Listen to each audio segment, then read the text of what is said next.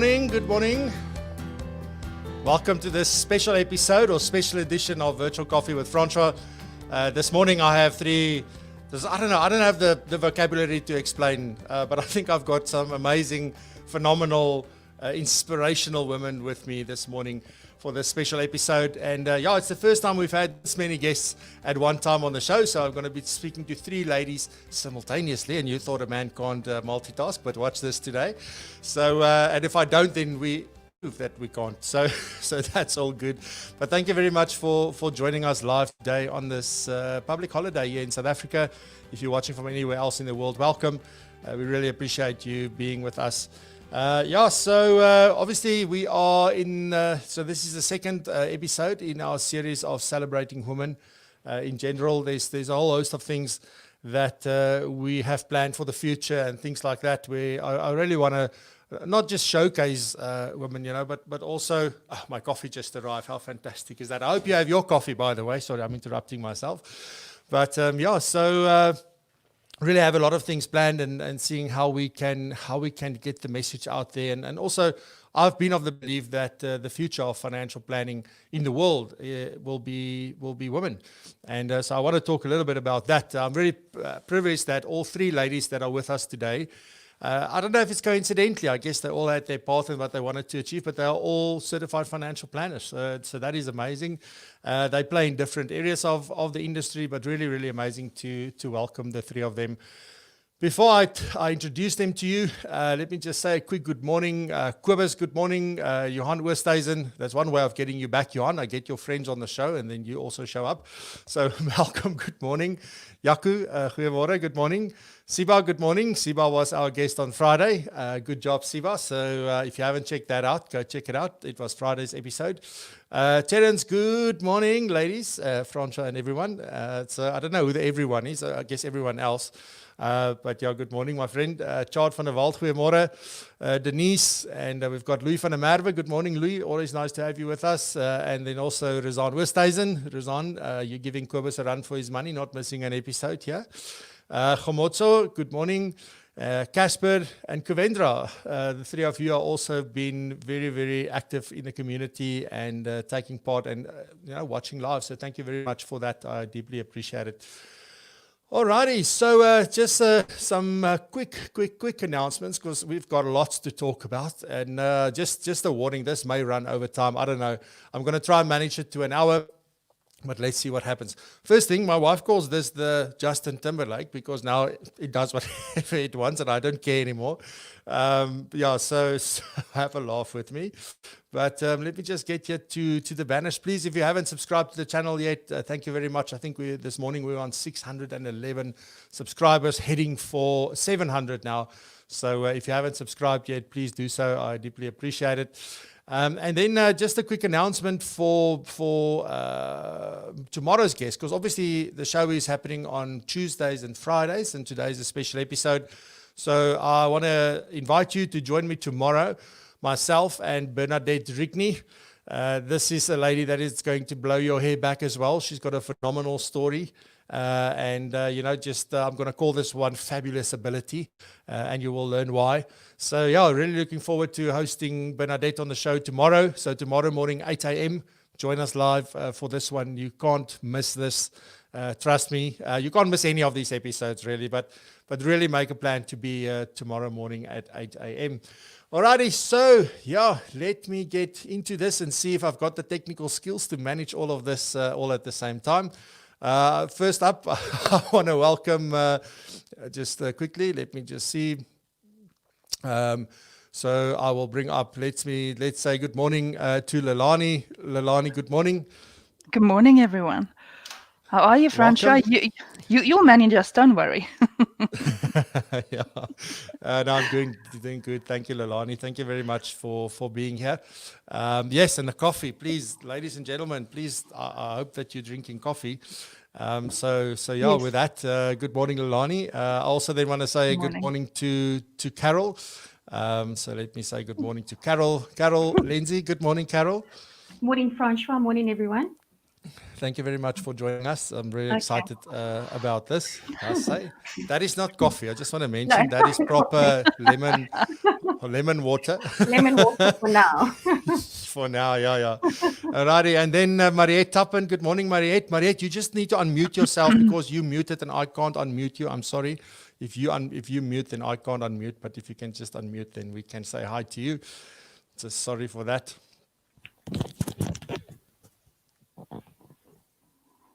Oops. That's how it goes. She just removed herself, but she'll be back in a Fabulous. second. No problem. Sorry, guys. Anyway, so I'm going to start. So let me bring everybody onto the screen like this. Very happy to have a chat with you this morning. Thank you for making the time on this public holiday. I don't think we really know when a public holiday is and when not. So, yeah, but thank you very much for doing this.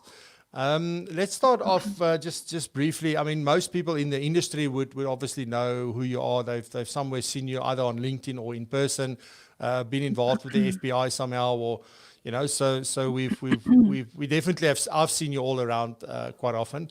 But Lelane, I want to start with you and just sort of shortly. I mean, you're the CEO currently of the Financial Planning Institute. I don't know from the time that you've taken over. It's like I've said this to you and David and a few other people before. Things are really like awesome there. When I came there last year to do an interview for the podcast, it was just an amazing experience. So it was really, really good from that point of view. So yeah, welcome. And, let's start with your story. What is your story? And, Sure. what has been the fun that you've had getting from, the time you started way back and then where we are today? Well, for starters, thank you for the wonderful two ladies that's on the call with us today. It's wonderful to be in the presence of great minds, so thank you for that. And that includes you too, Francois, and kudos to what you've achieved the past year with your podcasts. I remember the first podcast we had and how you moved. The very first podcast I wet lipstick because I wanted to, and today I'm wearing perfume, just so that you know, no? Just to feel special. Awesome. Leveling up. There you go, no? So my journey is a story that I previously didn't tell. And I thought, I'll share it today. Just because I realized about a year ago, a lot of people have a lot of preconceived ideas of who you are, where you came from. And then I realized maybe it's time that I share my story with people. And that is specifically today a shout out to all the young females out there who thinks I'm not going to get anywhere because my parents don't have money. So let's talk about that because that's my story. So I grew up quite poor. My parents didn't have money for me to go and study. And there's a lot of other sad stories that came with it. Not a normal household. Let's just leave it there. So when I matriculated, there was really no funds for me to go and study. My parents did try for me to study, but within the first 6 months, they had to come and fetch me. Those years, there were no cell phones, so they just pitched and there they were to fetch me. And that was the end of my studying career. Then I started working, but I'm not sad about it because it shaped and formed me over the years to who I am today. So I didn't start in the insurance sector. I quite frankly started building decor at Sun City because I'm very artistic. The Lord has blessed me with quite an art skill. And today I use that art skill to be creative about problem solving. You can use your creativity in many ways. You just don't have to be a sculptor or painter or somebody that does decor. So my journey then started in the art world. But then being early 90s, you know what, that sector, there wasn't really a lot of growth. Then I moved into the motor sector. Then also motor sector didn't do great. I was retrenched. But that is when my love story then started with let's start with the industry because it started with the industry before it started with the profession. And I never really mentioned the companies that helped me, but today I am going to do that. So I started in 1998, which is quite a few years ago, at Liberty Life. And Liberty Life is the company that made me understand that there is something like a financial industry, the sector. I mean, we went from those years, I think we sat with Long-Term Insurance Act, PPR only. That was before FACE. That was before capital gains tax even came to South Africa. We just launched, or we were just moving into unit trust. So it was those years that I came into the industry. And as I look at some of the names and people on the call with us as well, I remember some of them being in the class with me, Paul Rabanovich's classes, Marius Buerta, Liberty had those CDs in those years, Cobus Clan, I know you will recall those CDs that we listened to, and Liberty Life helped me to get on the pathway in studying. So my shout out to young females today who think that you will not get anywhere because your parents maybe don't have the funds. Don't stress about that because you have wonderful employers like Liberty Life. Then there's also Incita. I studied through Incita funding. Now, Incita is the Insurance Sector Education Training Authority of South Africa. And we all know the Skills Development Act, the companies pays levy to it. And through CETA funding, I also then studied further. So that's my shout out to the young ladies on the line. It was a journey of 20 years, but it was a magnificent journey. I learned a lot. There were so many inspirational females, and we chat about that a little bit later, who inspired me in becoming a certified financial planner today. And only the good Lord knew 20 years ago what his path for me was, because I went through so many departments within Liberty Life, from death claims to working with credit control to working in Gauteng intermediary support. The Liberty Life Oaks on the line would remember Julie Hartman's days. 9/11, I was a team leader in the back office. I remember that it was chaos with 9/11, and I happened to be the team leader in disbursements. Of all places in 9/11, people losing 80,000 Rand in a few minutes. So I come from those days and through those ranks where I studied through a very loyal employer and with Incita funding. And again, it was a magnificent journey to where I am today. Thank you, Francois. Yeah, it's amazing, Lelane. I didn't know you and I started at Liberty Life in the same year. I started in March 1998. There you go. But I was in also the Free started State. 8 March. Oh, Is I it? started Yeah, 8 okay. March. Okay, I started the March. first. Yeah, yes. Yes, So I small was, world, man. We're the same age. I was a consultant back in Welkom in the Free State. So Man, I was place maybe for all one the of those that circles.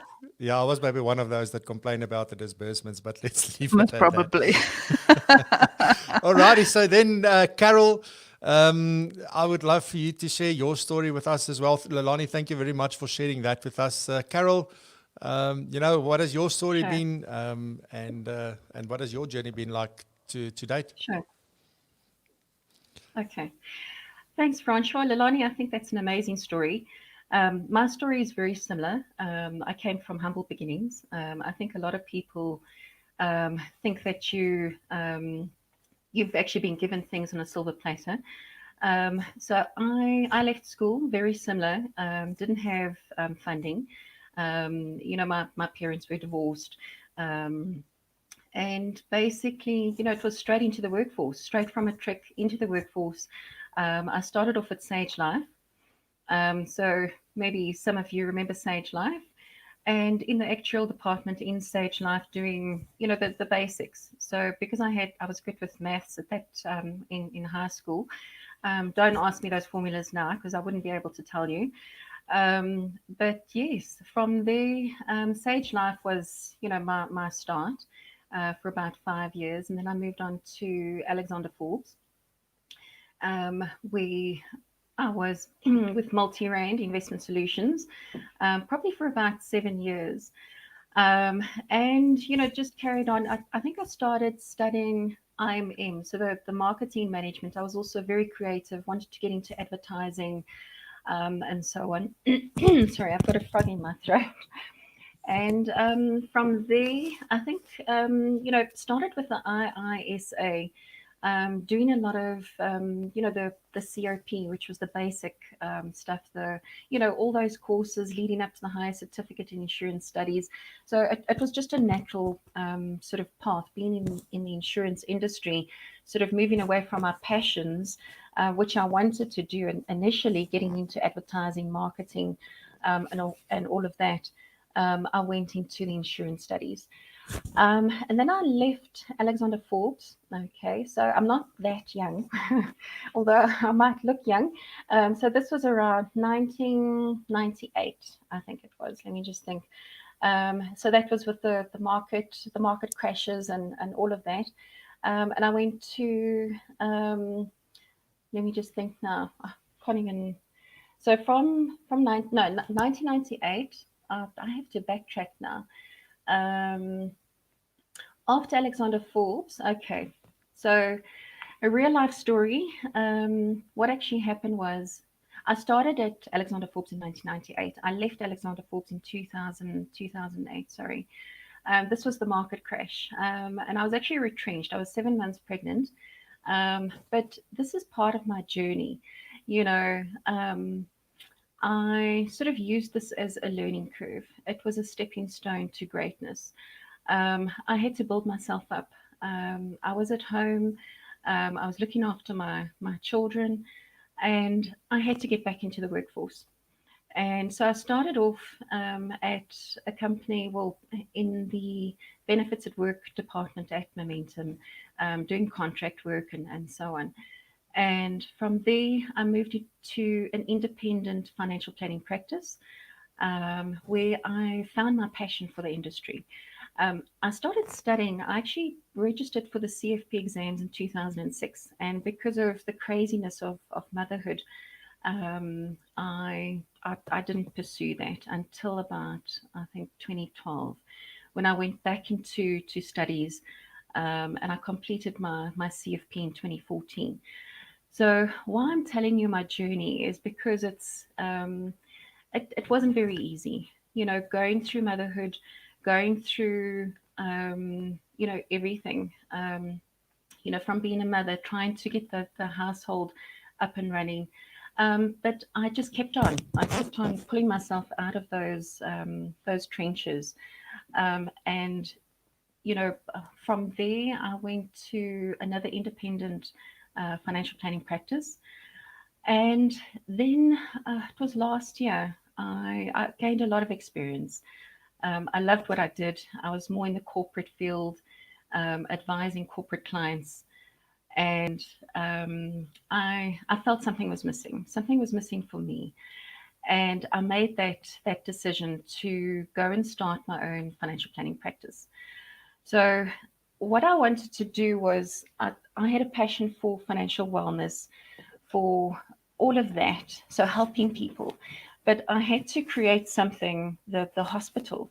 So I decided to go and start my own financial planning practice, which I did. And,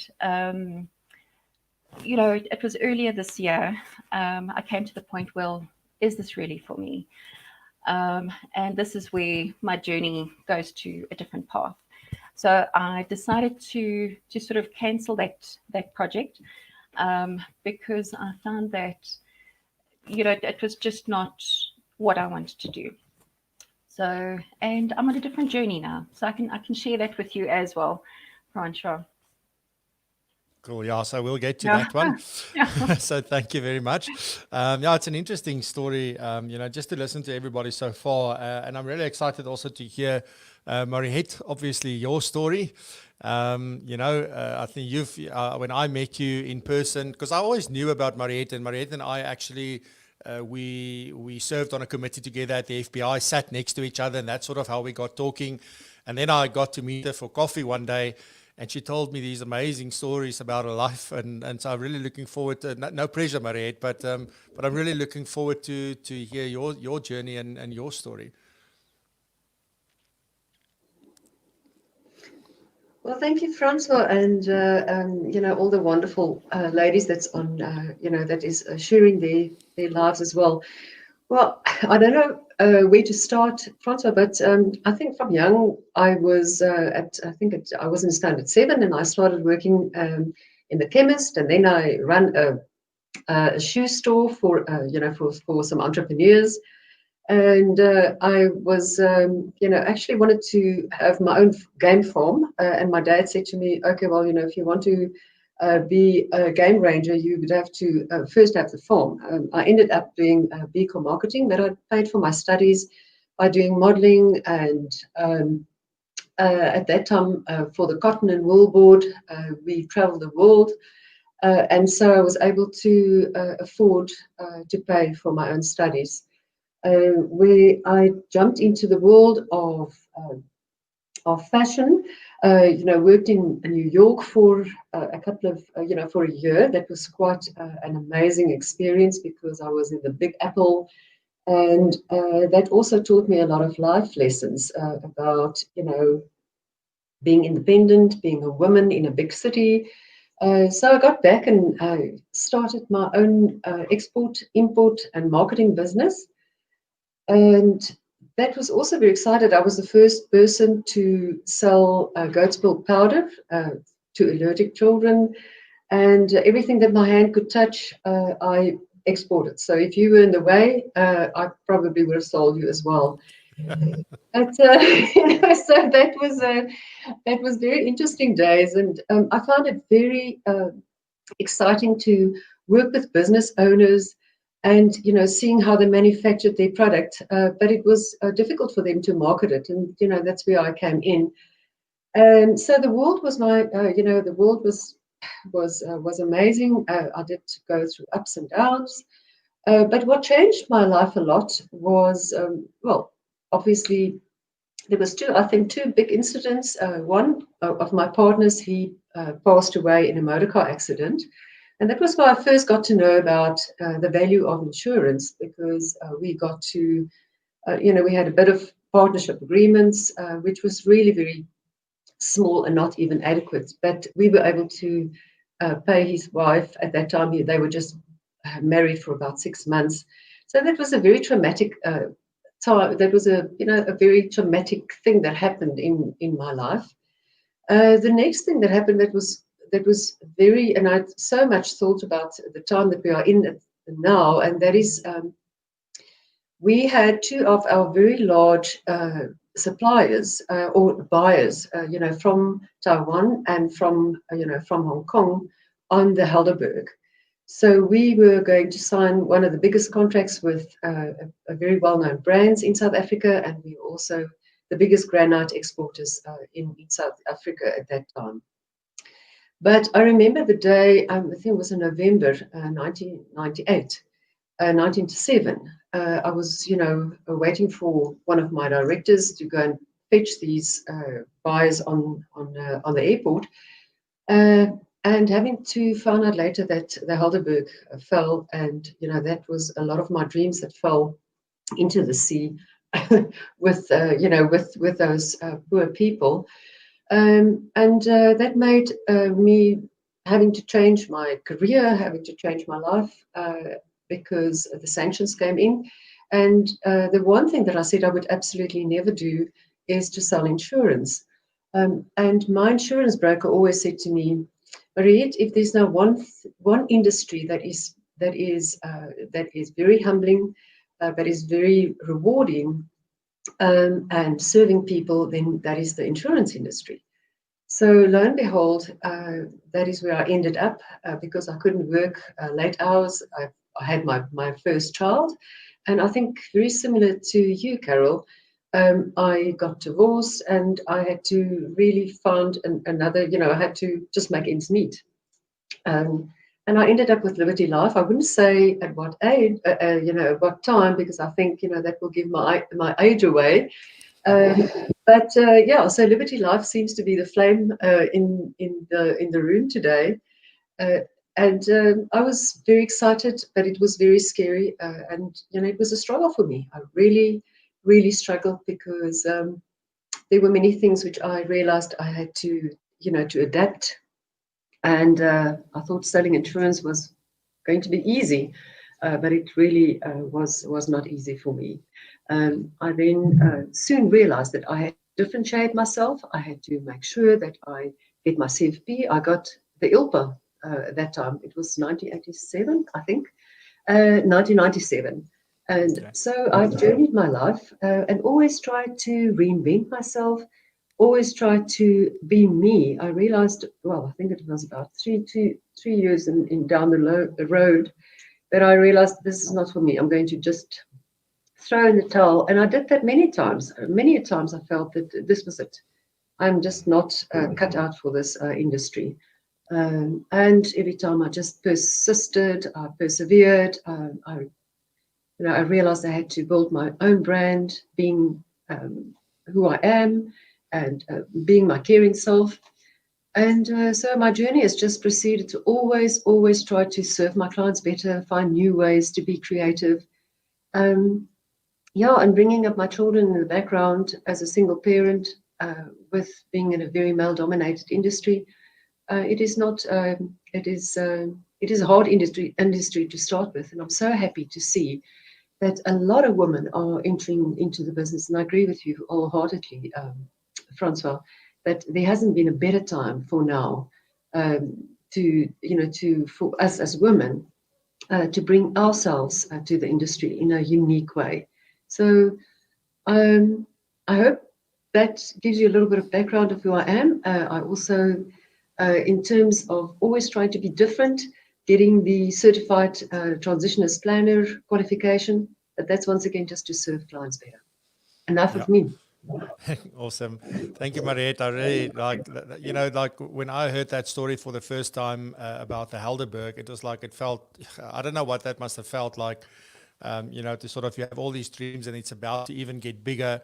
And then just like that, it's taken away from you, and then having to sort of restart from scratch. And I mean, back in the day, it's not like today where everybody's so connected and everybody's like, I think it's a lot harder to do that and then to go down that road. And one of the things that I obviously pick up from all three of you is sort of the challenges of being a mother and building a career. I think a lot of women think that it is the one or the other. You have to choose, and if you choose the career, that makes you that makes you a not as a good mother. Let me put it that way. And it's not what it is. In my opinion, if I may add this before, because I want to ask you a little bit about your challenges and things, and you may have alluded to some of that already. But in my opinion, it's just like you're still a person. My sister-in-law says she's her own person. Sy's haar eie mens. And it is like that. So you also have your own passions and your own purpose and your own things that's driving you. Motherhood just is one of those things, but it doesn't mean that once you become a mother, everything must go out the door. And then there are women that obviously that's all they want. They just want to be a mother, and that's cool because that's their passion and their purpose. But with that, I really want to get into, Lelane, if I can start with you, just sort of, what were some of the real challenges that maybe you face as a woman in your whole career journey? Because, it's amazing to hear that three of us come from Liberty. I didn't realize that before the call, so that's awesome, I guess. It means we sort of think the same way, maybe with some things. But what are some of the main challenges been for you, Lelane, just in terms of, like in your career, what has been stumbling blocks and things you had to overcome? Yeah, there's just a little pun. Yeah, we seem to have kept the flame alive at Liberty. But any event, with that said, I'm somebody for corny jokes. I'm sorry. For me, one of the things in life has always been I make my stumbling blocks my stepping stones. And the first time that I saw that, I was in standard 8, which is grade 10 in the new language now. I was sitting in the art class feeling very down with whatever happened in life at that point in time. And I remember the teacher had that little board here, that little notice on a desk that said, make your stumbling blocks your stepping stones. That day my life changed, because I realized, what, I can either let things that happens to you shape you. It reminds me of that story of the twins, two brothers that grew up in the same household, but the one made a massive success of his life and the other one a massive failure. But both the answers was the same, and that the one that made a success, his answer was, it's because of my past. And the other brother that didn't make a success, it was because of my past. It depends on how you look at your challenges in life. So for me, I'm a firm believer in making your stumbling blocks your stepping stones. So some of the challenges I did have is I had two little young olive branches running around in the house as well. Two boys. I'm blessed with Pierre, my eldest, who's today an IT technician, and then I'm blessed with Bastian, who is the class of 2020, and COVID is a matric. They're going through quite a tough time, the matrics at this point in time in the world that we have. But yeah, so some of the challenges that I had was I had to work. And I'm somebody that always wants to just do the best in whatever I do. So you want to do the best at work.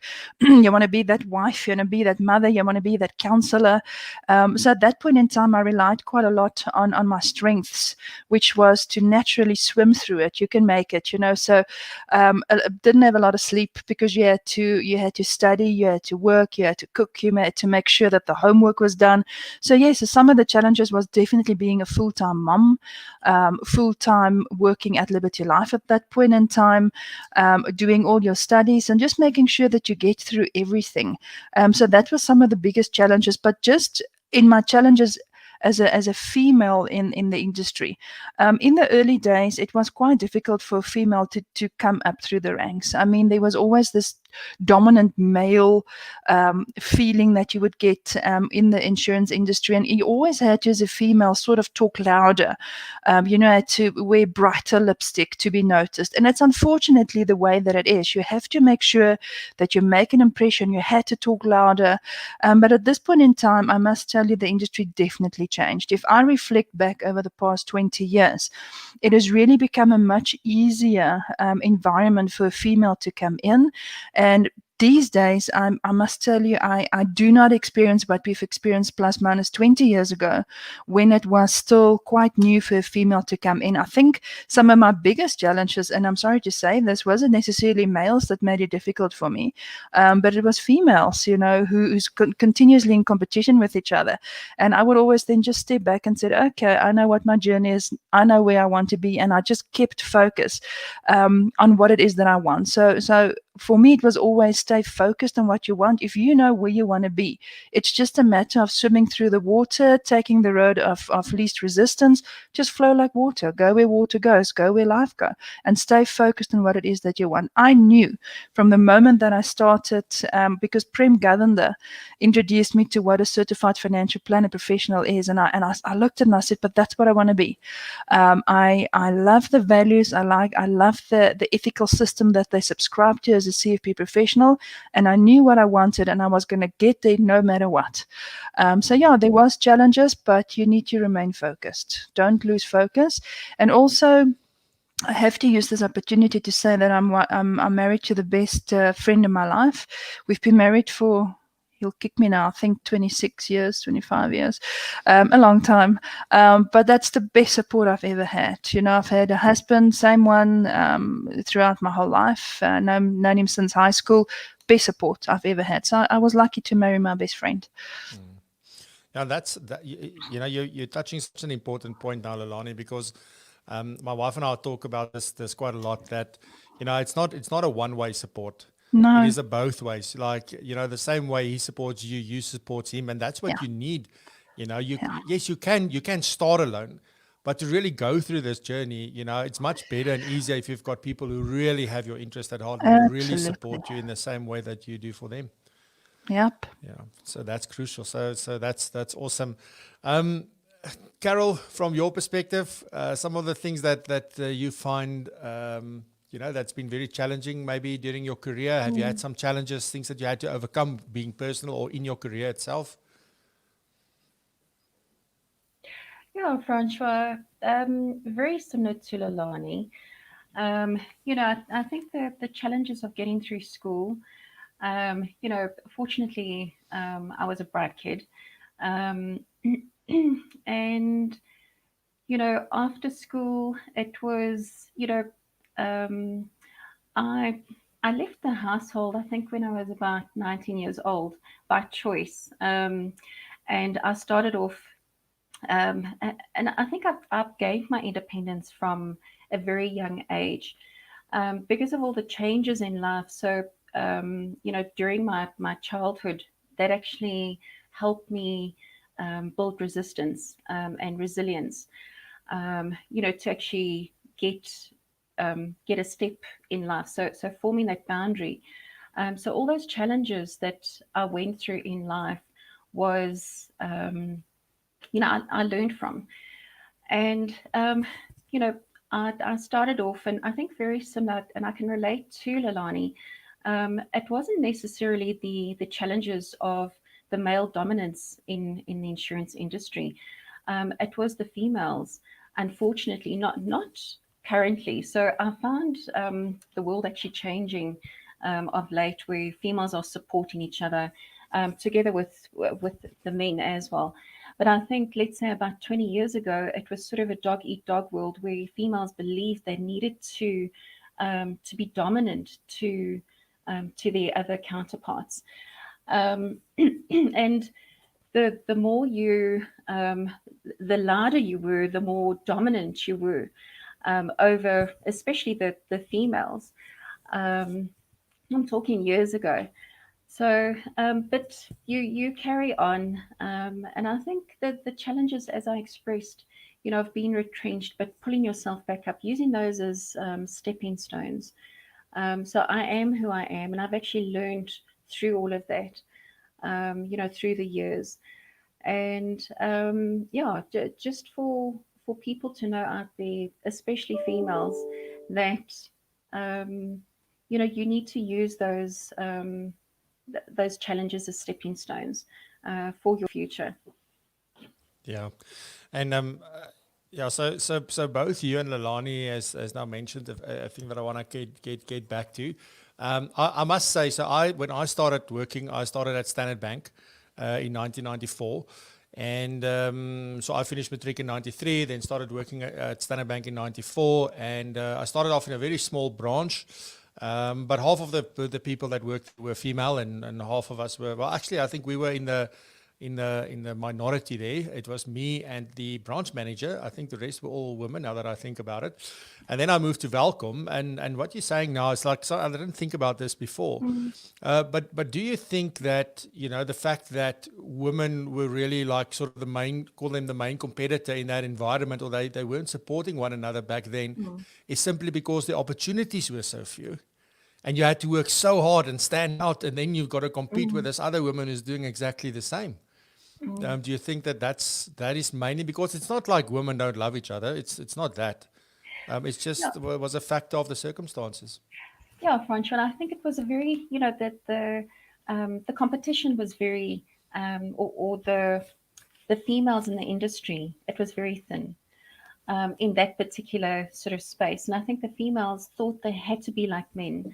I remember even going on a course where they were saying, no, you can't wear high heels, or you can't wear this or that. And I'm like, but, it just didn't resonate with me. It's like, but this is me.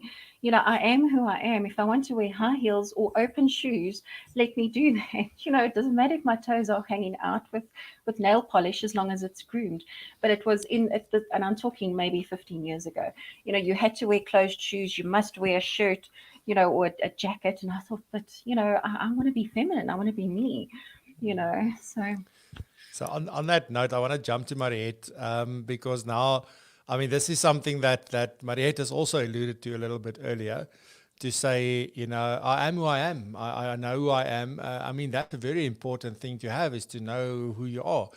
But Mariette, in your journey, I mean, you've had quite a lot of success early on, right?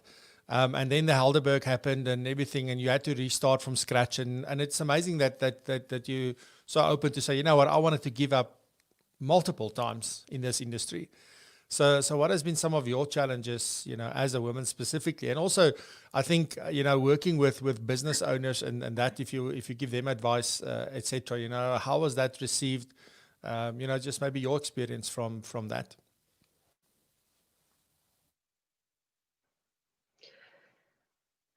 Francois, working in, I think I had a bit of I would say an advantage, but I was used to working in a type of business environment where there were more men than women. And I learned very quickly that I had to distinguish myself from a knowledge point of view. Knowledge is power. And I had to carry myself in a way that brought authority. And it's difficult because I'm a soft person, but when you get into a room and you're the only woman sitting there or standing there, you are many times overlooked. I mean, men can really walk over you and not greet you, not see you, not make you part of the conversation. And so I think for me, the thing, especially in the financial industry, working with business owners and also working with, at the time that I entered the industry, men were earning mostly more than women, although this playfield has changed. So what did I do? I think, getting my qualifications and knowing what I was talking about, being very professional and being very down to the point. But I had to work very hard at that. So and when there was a pension fund or a provident fund, and you had to pitch for that business, there were men, and men play games together. So where do you fit in? Once again, it was tough. So I had to find ways around it. I had to align with maybe a male colleague, or I had to find creative ways to make it work for me. But I think the persistence, the belief in what I was doing, and staying focused, like we were mentioning, and just putting the one foot in front of the other one, and just realize that I had a worth. I had worth. And I think a lot of women don't realize that they have got a lot of worth in themselves, and how to bring that in their own particular way. I mean, it is simple things. I mean, you get to an appointment with a husband and wife, and you have to be very, very sensitive on how you're going to handle that situation, because you have to get to see the woman's heart as well, and not being a threat to women, because we in the financial world could be seen as a threat. We know more than other people and whatnot, and finances, to start with, is like a real sensitive issue around men and women. So I think I've got a growth mindset, and I learned a lot about human behavior, and I think those things help me going through the struggles in a way to teach me more about people, and just be me. But it's a growing process. Yes. Mariette, on that note, so did you have any role models as you went through your journey? Were there any specific role models that you looked up to and that inspired you and that maybe helped you along the way? Yes, I did. Tracy Davenport was a great, was a great leader. And we share the same birthday, but she was just absolutely a phenomenal person. Nothing could get in her way. And then there were many colleagues, there were we were very few women in our branch, which made it, which I thought, which really was successful. Marina Lamberton, she encouraged me, and the one day she told me how much money she earned, and I was like, what? This is, you must be kidding. I'm working my backside off. So it is small little things, but also males. My male colleagues have, as the year grew and they got used to me, should I rather say, they also inspired me. It is just a word, getting into a meeting, or, you've got a bad day and you're getting into, a lift, and somebody just smiles at you and tell you, oh, don't give up. Just continue. So, one must also be you must be cognizant of how you can also bring kindness and encouragement and inspiration to the young people, because it's just that one word that keeps you going sometimes. Yeah. Amazing. Thanks. Carol, and with you, did you have any role models that you looked up to and that played a role in your life? Francois, I think it's, I have a lot of people who I connect with. So not one particular person. You're my role model right now. No, no, I think all the lovely ladies, from Lelane, from Mariette, right now, there's so many inspirational women out there who we can actually learn so much from. And especially of late, I think the last decade, the women have actually changed their perception of how they can actually work with one another in the industry. I think before it was a more fight, with everybody trying to get, a space in the working world, where, over the last decade, we've all, and this is what I've seen, it's not about competing, and I've said this before, whether it is with women or with men, it's all, we're all in one industry, and we all need to try and work together to make it better for everybody else in South Africa. So, but yeah. Oh, let me just push the button. Awesome. Yeah. Thanks, Carol. Okay. I didn't push my own button there. I'm sorry. Lelane, obviously, same question to you. Has there been role models in your life? Oh, absolutely. There's been so many female role models in my life. I'm going to start with Heidi Hildegard Olwager. That's my sister. She's a cancer survivor. When I look at Heidi, I just go, wow. We from the same planet. I still don't know where that is, but in any event, so she's a cancer survivor. She lost her first husband in a car accident. She was told she'll never have children. And then with her second husband, whoops, there's 2 children. So her first son's name is Isaac. So you know the story in the Bible with Abraham and Sarah. They were told they could never have kids, so that's why his name is Isaac. So we call him Little Saki. And then there was Elke. So Heidi has got 2 beautiful children. She lost her second husband through divorce.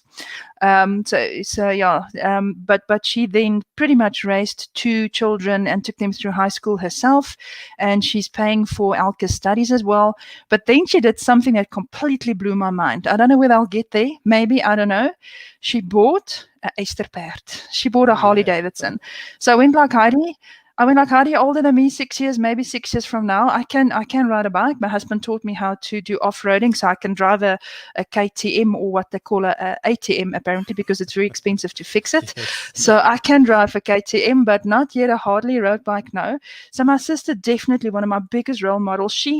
There's not a day that Heidi doesn't smile.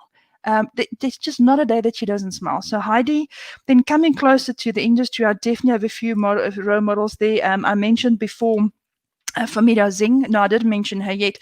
Famida Zing is my female manager I had at Liberty, and she introduced me to what financial planning is all about. Now, this was in the beginning of 2000, and she said to me, we were looking at a complaint, because that's what I specialized at Liberty Life, and I loved it. I still to this day love complaints, because there's creative ways of fixing it. And we were looking at those days. Now those days, the company had, they had these pre-drafted buy and sell agreements. And we were looking at a buy and sell structure that should have been in place, and it wasn't. And then we started diving into the matrimonial regimes and understanding how it would have worked if the structure was in place. And that's when I realized, but this is awesome. I want this. So she then introduced financial planning to me, late 90s, beginning 2000s. And then I have to say, Prem Governor, I know I mentioned her, but Prem, to this day, one of my biggest role models. And of late, I have to say Kim Potgieter as well. So with Kim, we, as the FPI, we entered into the Women in Finance Network Agreement, the MOU that we have. And it's wonderful to be part of the Women in Finance Network. If you haven't been to any of those sessions, we'll give you a wig and some lipstick, Francois. It's a fantastic network to be part of. And I take my hat off for everybody that's part of the Women in Finance Network. So yes, there's my list. And then of course, last shout out, Elna Lombard at Liberty Life. She's the one that said to me, Lelane, my nickname is Fluff. To this day, they call me Fluff. Don't know why. Fluff, I don't know. And she said to me, Lelane, the moment that you start justifying, you're wrong. And that's a lesson that I keep so close to my heart. The moment that I start justifying, I go quiet and I just say, I'm sorry, let's fix. That's it. Move on. There you go. That's a powerful one. Yeah. Yeah, so by the way, my youngest daughter is also called Elke. Okay, Elke Kalki. So this is getting weirder and weirder. It is, eh? Where did you grow up? Yeah, I'm from Free State. Nigel. I'm very proud. Okay. No, I'm Okay, from so Henema. Nigel and Free State. Okay, no. Yeah. So if I can just Mooi maybe man. summarize something that I'm picking up, from all three of you, is that the role models were people in your life. It wasn't these people that are on TV, that are globally well known, that are on stages and that kind of. It was all people that you connected with, as Carol said. People in your network, people that you got to work with, and it's amazing how, you are naming people that came from when you started. Kind of thing. And it's not to say that we don't have role models today, or that you lose the role models, but it's a role model for me is somebody that's had a profound impact on your life. Yeah. And they really set you on your path, and they believed in you and said that you can do this. So that's really, and then you say, well, that's the kind of behavior, or that's the kind of thinking. And one other thing that I just want to add that I also heard you say is that, it's a choice. Everything is a choice. You can choose to give up. You can choose to be a victim of your past. or you can use it to your advantage. I have another friend, Jodine, that, they used to have like a beauty salon and I'm not 100% sure, but it was this business and it was their life. And then one day it burned down to the ground, like it was done. And she was crying and they didn't know what was. Her whole family worked in that business. And she said to me, and then her one friend was standing there saying to her, listen, you can cry. For the next 5 minutes, cry your heart out. But then I want you to give me like 3 reasons why this is the best thing that ever happened to you. Sure. And isn't that a powerful thing? I just wanted to add that to that conversation. So let me ask you, Carol, let me start with you. So if you had to give some advice to your younger self, or a little Carol coming up to just, getting into the workforce or having bright eyes and dreams and all that, what would be your advice? So never give up.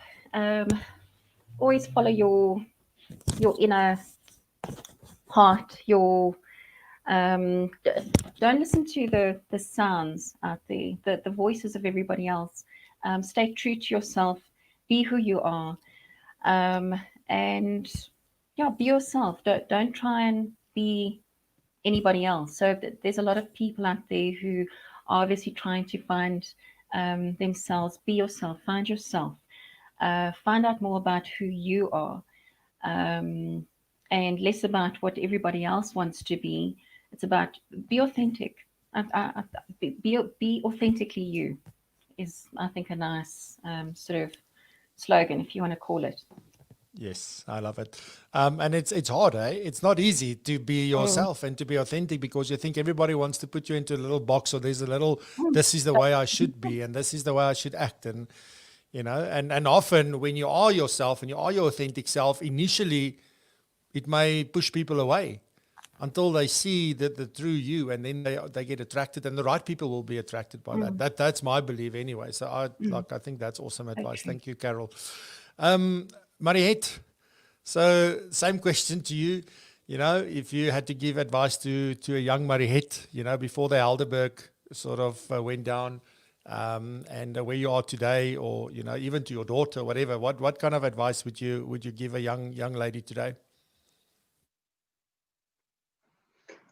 I would say that get support. I did everything on my own. So I think to know who you are, I agree absolutely with that. But also to get a mentor, a coach, somebody that can support you. Don't be afraid to ask people for help to get where you want to be, and don't make unnecessary mistakes. And then I would also say to a younger me that know who you want to deal with, because I've wasted a lot of my time barking up the wrong trees because you were so having to do what you needed to do. So I would say, find out who is it that you really want to work with, what resonates with you, and focus on those people. So that would be my advice. And never give up. Lelane, obviously you know the question. Yes, the question is, do I know the answer? No, I'm joking. The advice to the younger Lelane, Mariette or Wache, would be start with self. I think a lot of times, but you've got so much self-doubt, you need to fix the self. You can't expect the world out there to fix you. I mean, for many years, I wanted my husband to fix me. Now, the poor man still didn't get it right. So you can never expect other people to fix you. You have to start with yourself. And I think I realized that only in my 30s. When I was identified again by Liberty to go to the Global Leadership Center, and I went through the leadership courses that there was at Liberty Life, and only at that point in time I decided, you know what, there's another thing that stood out for me: never take something personally from somebody who doesn't know you personally, because the intention is maybe to break you. So never take something personally from somebody you don't know personally. Then go on a journey to discover thyself. Go and understand who you are. What is it that makes you tick? I then, for the first time in my life, realized that I'm an ENFP. And then I discovered a lot about who I am. And then I started focus. And you know what? There's a scripture in the Bible that says focus on the good and the bad will go away. And that's very true. So I started focusing on my strength finders. Who am I? I'm a natural leader. I'm a coacher. I'm a mentor. I'm a positivity. I would see a silver lining in the worst scenario. I think that is why what happened at FPI over the past 2 years, I saw so much opportunity, the silver lining in turning the ship around and coming back. So focus on yourself, focus on understanding and be very aware of self-awareness. Understand what effect you have on other people.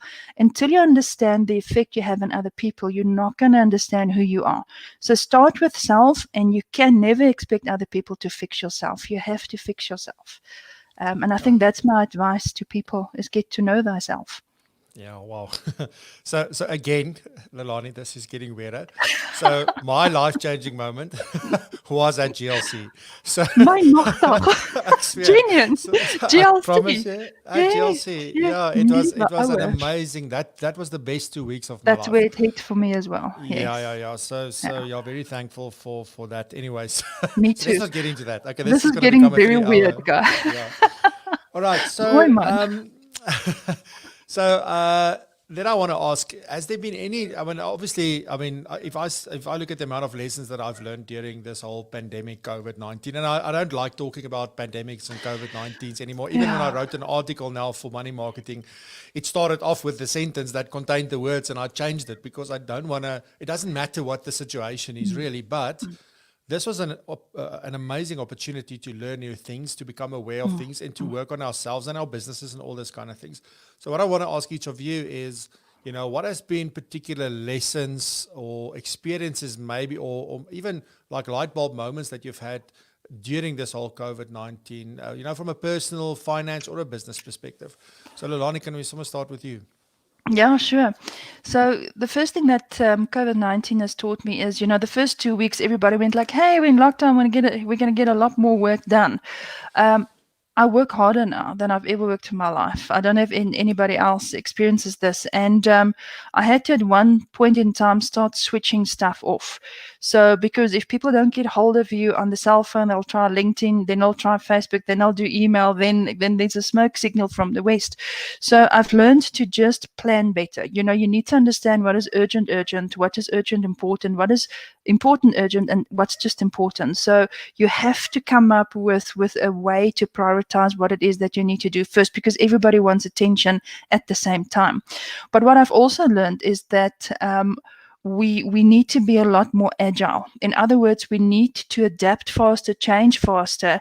And I think I've also realized that some of the processes, not just at FPI, but in life, is just too long. So you need to be agile. You need to be able to change faster. And what I've also realized is that, yes, technology is great, and there's so many solutions out there, but technology will never, ever, ever replace human behavior. I have seen now that you have projects that's a bit slower because you think it's going to be faster now that we all work from home. No, it's slower.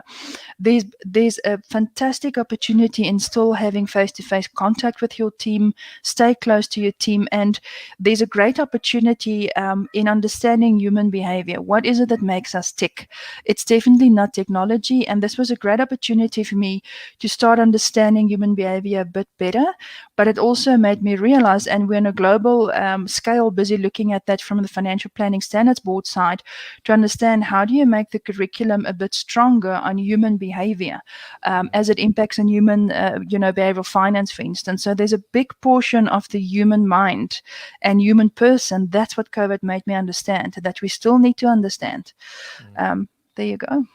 Awesome. Thank you very much, Lelane. I just want to add that I think this whole human behavior side has definitely been something that's been left out of the curriculum forever. Very long time. And it wasn't the focus. And now that there's all these conversations happening, it would make sense to obviously start looking at doing that as well. I remember back when I studied my BCom, one of my subjects were actually on financial. The book's name was Greed and Fear, or Fear and Greed, or something. It's up here on my wall. It's something Beyond Greed and Fear is the book's name. So but it's an interesting. It's just written in real English. So I battled a bit with it, But yeah, it's really an amazing area. Carol, from your side, what any lessons that you have learned during this time? Yeah, Francois, I think, during this time is that there's a lot of introspection. And I think a lot of people have actually been going through that where, it's been a very tough ride for everybody. I think that, I don't know if you mentioned it on Friday, everybody's going through the same storm. You're all on a different boat. It's about how you go through that storm. And I think the things that were important before, a lot of people, and also for me, it's, well, are they really important? Is driving, and not that I drive this fancy car, but is driving that fancy car, wearing that very smart suit, very important now? Just to be spending money on that. I don't know when last I've actually bought myself something in terms of clothes. So your focus changes from what is important.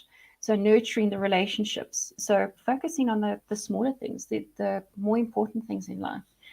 And I think just something else I'd like to add is, a lot of people are working for employers. They've gone through retrenchments and so on. And yes, they go through the dip. But at the end of the time, you have to sort of pick yourself up and say, well, look, what is it? Do I have to have that security of working for an employer? It's actually an oxymoron because, working for an employer and you get retrenched. So, what I found is, not that I've been retrenched over the last, however many years, but, I can sort of relate to those people, but try and monetize yourself. So what is it that you can do? So your expertise, and that's something I had to do. So following the whole setting up the financial planning practice, and I made the decision even before COVID not to pursue with that. It wasn't what I wanted to do. I had to monetize myself. And I think through this period, it's allowed me to do that. So what can I do? And through this time, although COVID has happened, and, let's not call it COVID, this situation that we're going through has actually happened. What is it that you can do differently? How can you do it differently? So using the challenges as opportunities to creating something else. So I did a whole list, and at least, every single month I've actually been going through all of this, and I've just, I've created something out of my expertise. So yeah, I hope that's helped somewhat. Thank you. Awesome. So, Mariette, then over to you. What has been some, because you had a very interesting start to this whole pandemic when you were able to, just before lockdown, go away for a few weeks to the bush and be quiet and think and do all that kind of stuff. I envied you at the time. So yeah, but what has been some of the lessons that is really, that you've learned over this time? Well, the one thing that I just realized once again, and that is you can't in your life. So I think that is that I think for all of us. Mariette, sorry, is I can't hear you. Can you hear me now? Can you hear me now? And you are unmuted. Just check. Yeah, I'm unmuted. Can you hear me? Fortunately, it looks like we lost the sound. Just see again, Mariette, because you are on my side. Hello. I don't know. All right. So no, it's good. So if Mariette, it's okay. Hello? So I think we must have a chat about that because I think it's such an awesome thing that we can share. So you can try and see if you can get it back. Let me just put it here on the screen. So yeah, we what I wanted to say, I want to summarize sort of what I've heard from the three of you this morning, and sort of lessons that I'm taking away from this as we spoke. I think lesson number one is know who you are. Get to know yourself as early as possible. And again, so this is something that I only did at what do you call it, at 40, I think, yeah. So that is when I started doing this. But I'm a man, so we're obviously slower and all that kind of stuff. But if there's one thing I wish I could change, it is that I did this when I just left school, or even in my last few years in school. It would have been amazing. So that was the one big thing. The second thing is you got to equip yourself. You know, it doesn't really matter what you are, who you are, none of that. You've got to. I'm going to remove Mariette here on this one, does I? So yeah, Mariette, just try and speak to me quickly. Hello, Francois, can you hear me? Can you hear me? Can you hear me?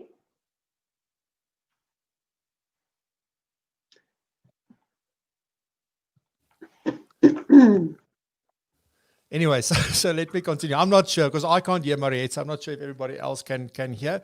So Jaco says he can hear Mariette. So Mariette, maybe just share. I can't hear you, but do share your story. It looks like everybody else can hear you. Sorry, I'll come back to those 4 points. So sorry for that, ladies and gentlemen. Mariette, your lessons learned from the pandemic and from COVID-19. Well, the one thing is, as I say, you can't control everything in your life.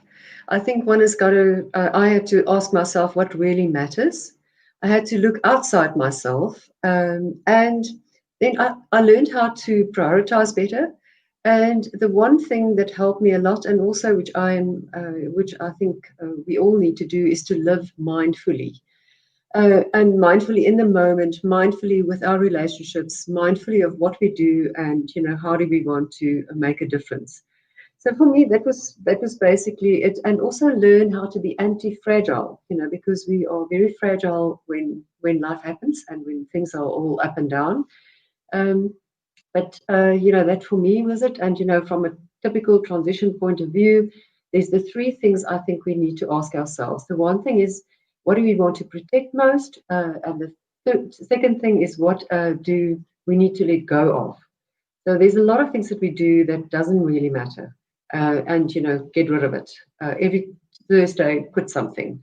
And then lastly, which I think will be one of the survival things that we need to do, is to be more creative. What do we want to create anew, where we can focus on? So, and those are the three things, the three questions I ask myself and I ask my clients as well. So I hope that you can hear me, and that's what I've learned. Awesome. Thank you, Mariette. I'm sorry I couldn't hear a word. I wish I'll go listen to the recording, so hopefully it'll be fine there. But thank you so much for sharing that. And so let me summarize again. So first of all, let me just put everybody back on the screen here. So first off, you got to know who you are and start as early as possible to figure yourself out. And what I want to add to that is that it's never too late to figure yourself out. It's a journey that you can start today.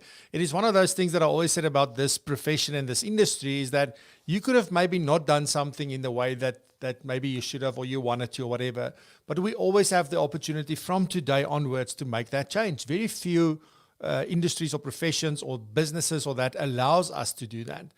But with us, you can literally, go a 180 from there. So you can start figuring yourself out today. And I mean, it doesn't matter if you are 75, 65, 25 or 15. This is a really, really important thing. And I think this is, if you know who you are, it changes your life.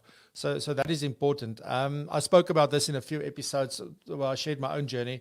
But then also to equip yourself, whether it's through skills and knowledge and expertise and experience and all that kind of stuff. And unfortunately, certain things will take a long time to do, and certain things you can do very quickly. So there can be quick wins, but you got to keep your eye on the long term, which is something that Lelane said. You got to keep at it. Know where you're going. You got to focus. You got to swim.